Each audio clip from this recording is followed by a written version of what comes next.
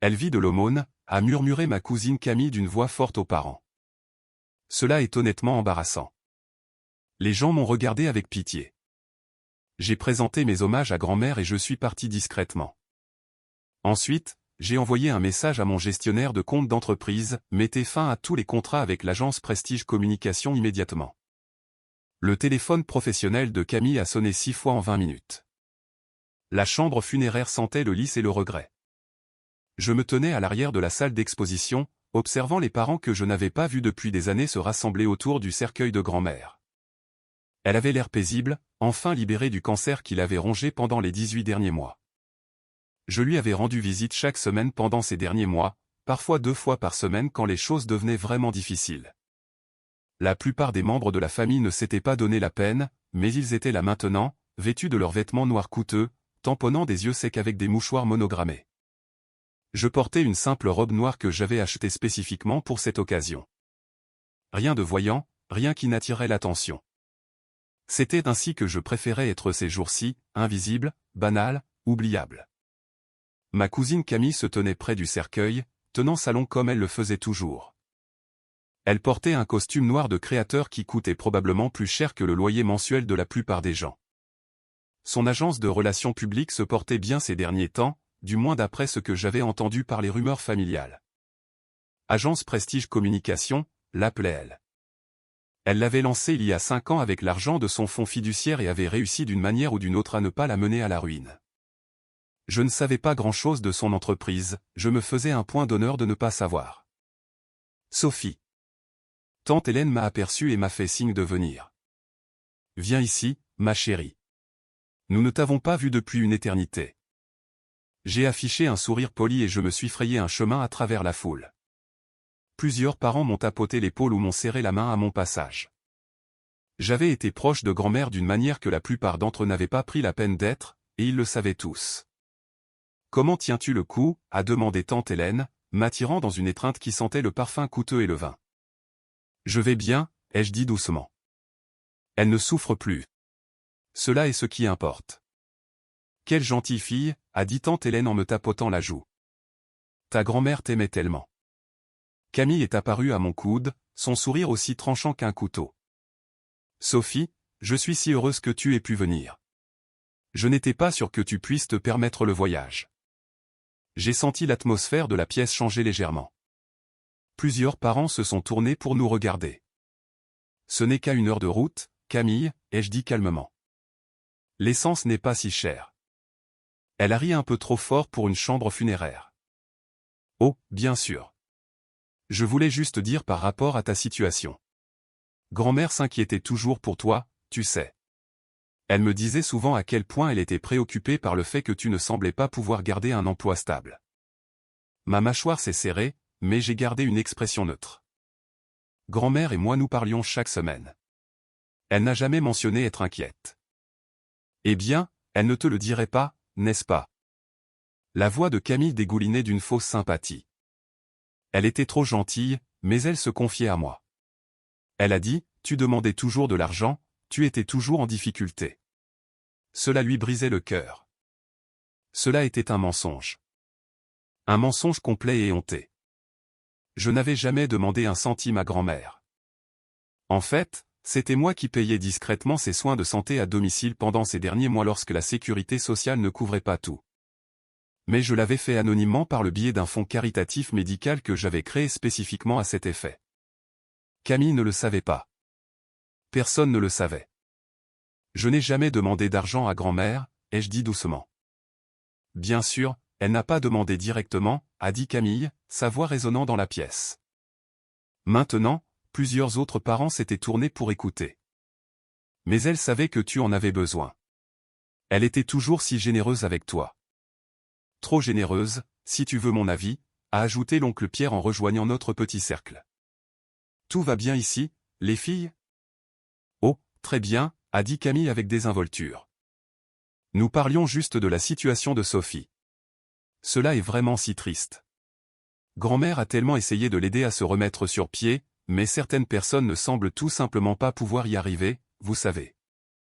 J'ai senti mon visage s'empourprer, mais j'ai gardé une voix stable. Je vais bien, Camille. Mais je te remercie de ton inquiétude. Ah bon? Elle a penché la tête, ses yeux brillants de quelque chose de laid. Parce que grand-mère m'a dit que tu vivais dans un minuscule appartement, que tu conduisais une vieille voiture et que tu faisais des petits boulots.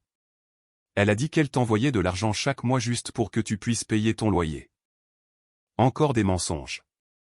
Grand-mère ne m'avait jamais envoyé d'argent. Au contraire, c'était moi qui la soutenais, bien qu'elle ne l'ait jamais su non plus. Camille, a dit tante Hélène doucement. Ce n'est peut-être pas le moment. Je suis juste honnête, a dit Camille en lui coupant la parole. Elle a besoin d'entendre cela. Nous l'avons tous trop aidée pendant trop longtemps, et regardez où elle en est maintenant. Vivre de l'aumône. Elle a prononcé la dernière partie assez fort pour que toute la pièce puisse entendre. Cela est honnêtement embarrassant. Le silence s'est installé dans la pièce. J'ai senti chaque regard tourné vers moi. J'ai vu de la pitié sur certains visages, du jugement sur d'autres, et un embarras inconfortable chez les restants. Mon cousin Marc a regardé ses chaussures. Tante Patricia a chuchoté quelque chose à l'oncle Jacques. Même le directeur des pompes funèbres avait l'air mal à l'aise, restant près de la porte comme s'il n'était pas sûr de devoir intervenir. Camille n'avait pas fini. Je veux dire, je déteste dire cela à la veillée funèbre de grand-mère, mais quelqu'un doit être honnête avec elle. Elle a 32 ans et elle n'a rien à montrer pour cela. Pas de carrière, pas d'économie, pas de stabilité. Toujours à compter sur la charité familiale pour s'en sortir. Cela est pathétique.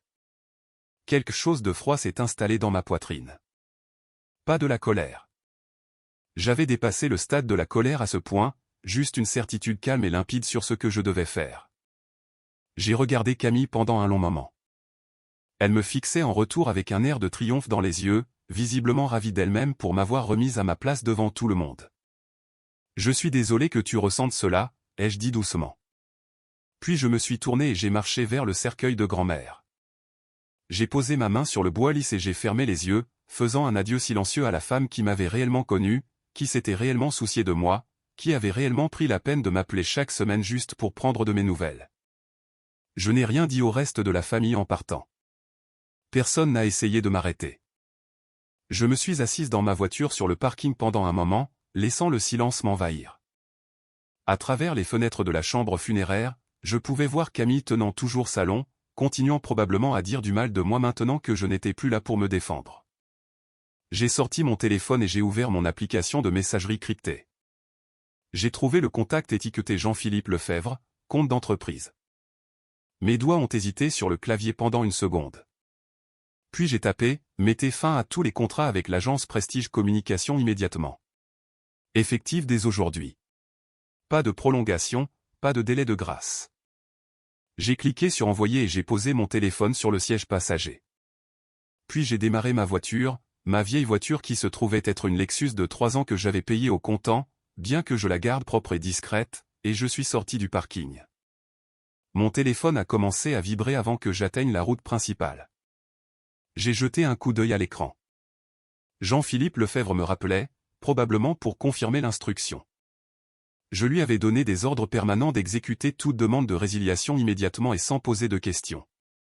Il gérait mes comptes d'investissement d'entreprise depuis 6 ans maintenant et savait qu'il ne fallait pas hésiter quand je donnais un ordre direct. J'ai répondu via le Bluetooth. Oui, mademoiselle Bernard. Je confirme la résiliation de tous les contrats avec l'agence Prestige Communication.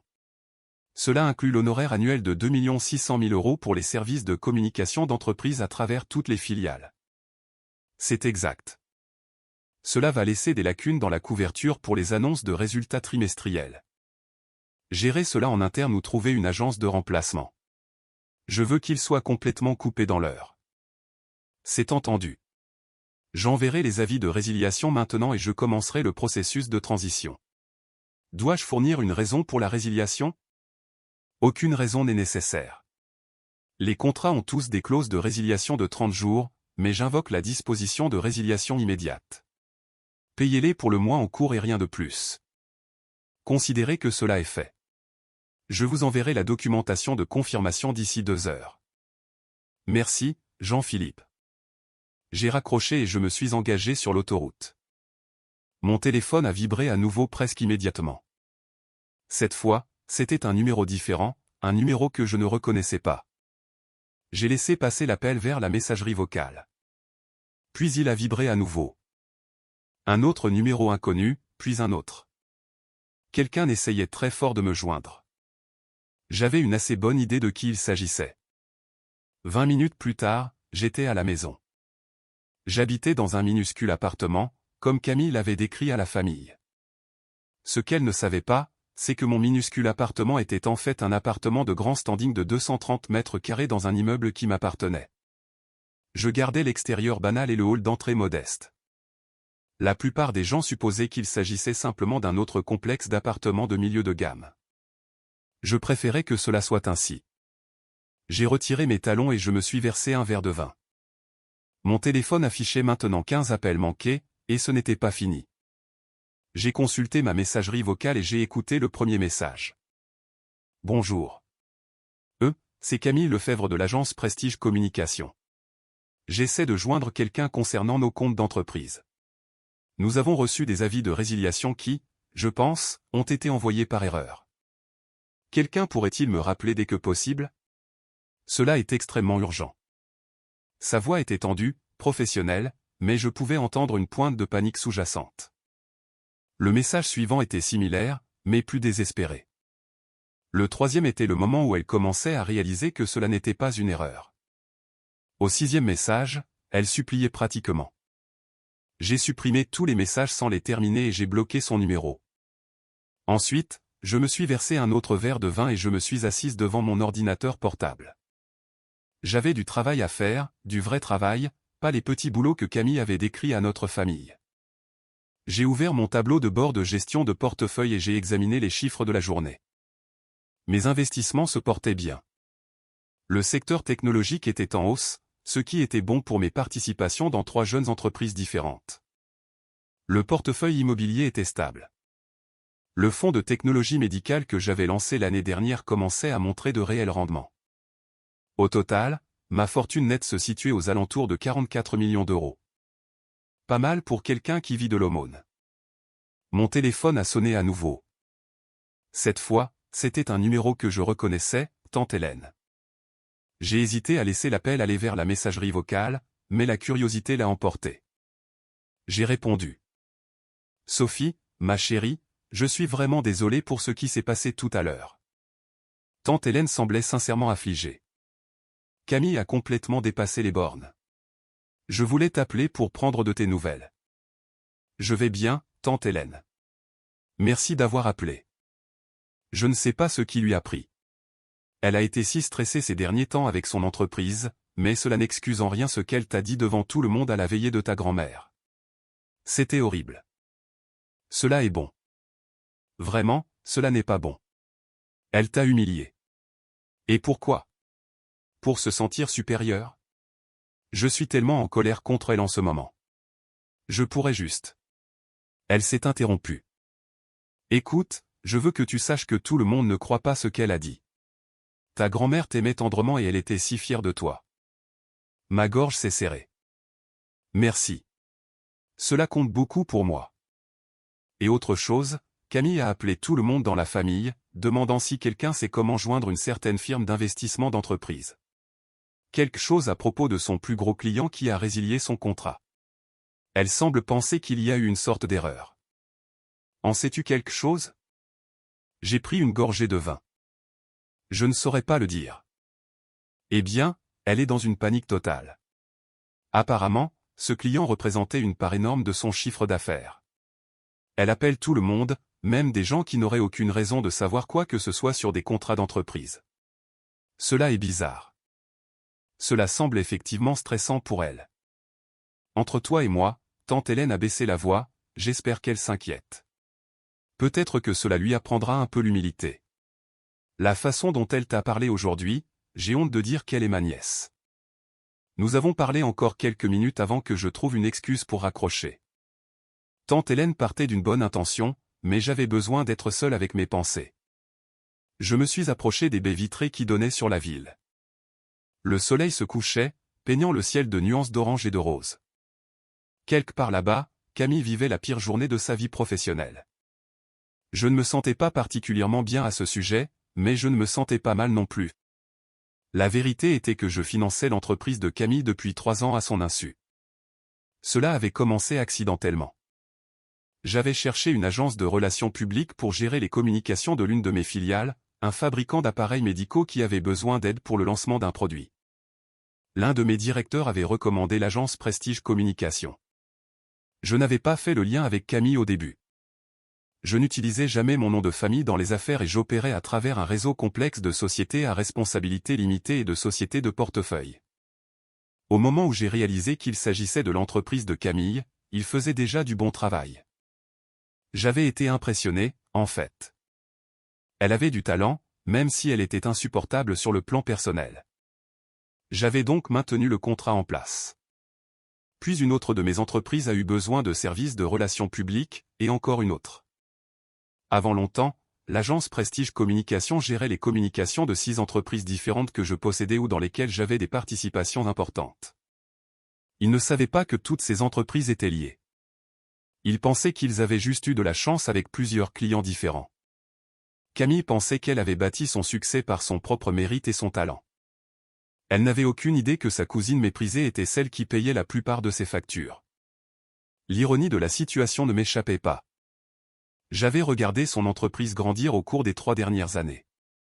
Je l'avais vue embaucher plus d'employés, emménager dans des bureaux plus grands, accepter des clients plus modestes maintenant que les gros comptes étaient stables. Elle s'était bien débrouillée et j'avais été sincèrement heureuse pour elle malgré nos relations familiales tendues. Mais elle a ensuite décidé de m'humilier aux funérailles de grand-mère devant tout le monde, me traitant de cas social, disant que je vivais d'aumône, prétendant que grand-mère avait été embarrassée par mon manque de succès. Tout cela alors que son propre succès n'existait que grâce aux aides que je lui accordais, 2 600 000 € d'aide chaque année. Plus j'y pensais, plus je devenais furieuse. Pas une colère chaude, mais une colère froide, celle qui se cristallise en une certitude absolue. Elle avait fait son choix. Maintenant, elle allait en subir les conséquences. Au cours des 3 jours suivants, j'ai surveillé la situation à distance. Jean-Philippe Lefebvre, mon gestionnaire de compte d'entreprise, m'envoyait des mises à jour régulières. L'agence Prestige Communication avait immédiatement tenté de négocier une prolongation des contrats, offrant des tarifs réduits et des services supplémentaires.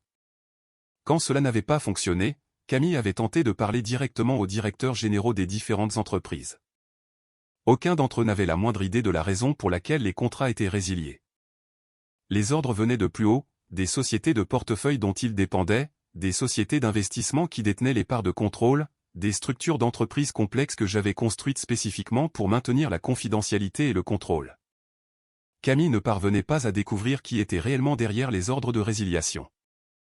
Elle ne pouvait pas combattre un ennemi qu'elle ne pouvait pas identifier. Au 3e jour, elle avait également perdu 3 de ses plus petits clients. Une fois que le bruit a couru qu'elle avait perdu plusieurs comptes majeurs simultanément, d'autres clients se sont inquiétés de la stabilité de son agence. Cela était une spirale infernale.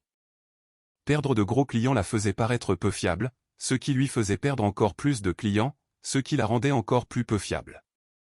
J'aurais dû me sentir satisfaite, mais je me sentais simplement fatiguée. Au 4e jour, j'ai reçu un appel de l'oncle Pierre.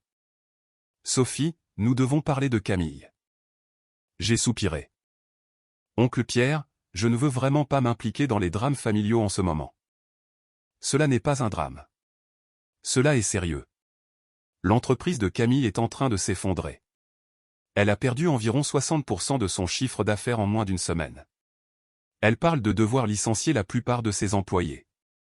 Je suis désolé de l'apprendre, mais je ne vois pas ce que cela a à voir avec moi. Elle pense que tu as fait cela. J'ai marqué une pause. Pardon ? Elle est venue me voir hier, absolument hystérique. Elle a dit que tout cela avait commencé juste après la veillée. Juste après qu'elle. Enfin, après ce qu'elle t'a dit. Elle pense que tu as orchestré cela d'une manière ou d'une autre, que tu es derrière les résiliations de contrats. J'ai ri, bien qu'il n'y ait aucun humour là-dedans. Oncle Pierre, Camille vient de dire à toute notre famille que je suis un cas social fauché vivant d'aumône, et maintenant elle pense que j'ai le pouvoir de détruire son entreprise de plusieurs millions d'euros. Alors, qu'en est-il ? Suis-je pathétique et pauvre, ou suis-je une sorte de génie de la finance ? Je sais que cela semble fou. Cela semble insensé.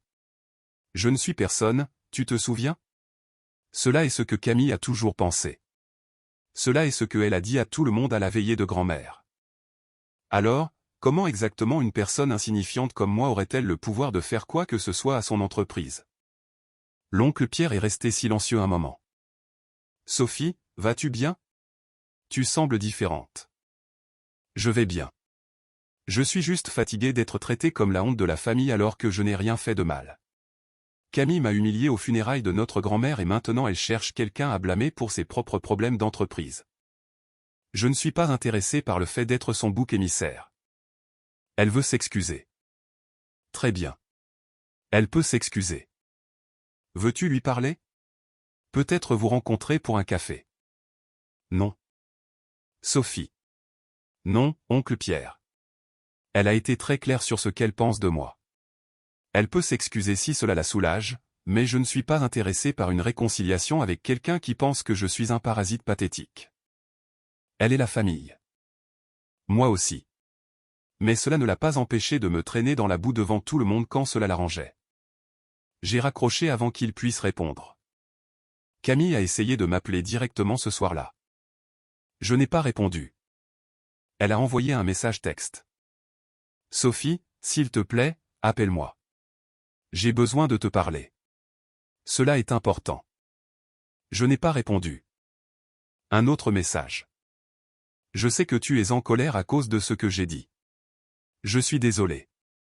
J'étais stressé et je m'en suis prise à toi.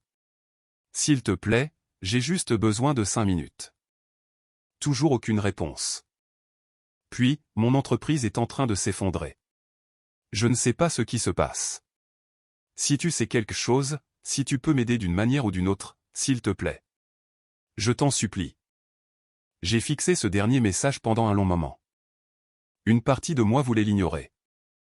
La laisser souffrir comme elle m'avait fait souffrir. Laisser son entreprise s'effondrer et sa vie si soigneusement construite partir en morceaux. Mais une autre partie de moi, celle qui ressemblait à la voix de grand-mère, murmurait que cela était allé assez loin. Je me suis versé un autre verre de vin et j'ai pensé à ce que grand-mère aurait voulu. Elle n'aurait pas voulu cela. Elle aurait voulu le pardon, la réconciliation, l'unité familiale. Mais grand-mère était partie maintenant, et j'étais fatigué d'être le punching ball de la famille. Au 7e jour, j'ai enfin répondu au message de Camille. Retrouve-moi au Café de la Paix demain à 10h du matin. Elle a répondu en quelques secondes. Je serai là. Merci. Le Café de la Paix était un endroit calme dans un quartier situé à mi-chemin entre mon appartement et le bureau de Camille. Je suis arrivé en avance et j'ai pris une table dans un coin avec vue sur la porte. Camille est arrivée exactement à l'heure, ce qui m'a surprise. Elle avait l'air affreuse, les cheveux attachés en une queue de cheval négligée, un maquillage minimal, des cernes sous les yeux. Ses vêtements de créateur étaient froissés. Elle m'a aperçu et s'est précipitée, serrant son sac à main comme une bouée de sauvetage. Sophie, merci de m'avoir rencontré. Je n'étais pas sûr que tu le ferais. J'ai désigné la chaise vide. Assieds-toi. Elle s'est assise, restant sur le bord de son siège comme si elle craignait de devoir s'enfuir à tout moment.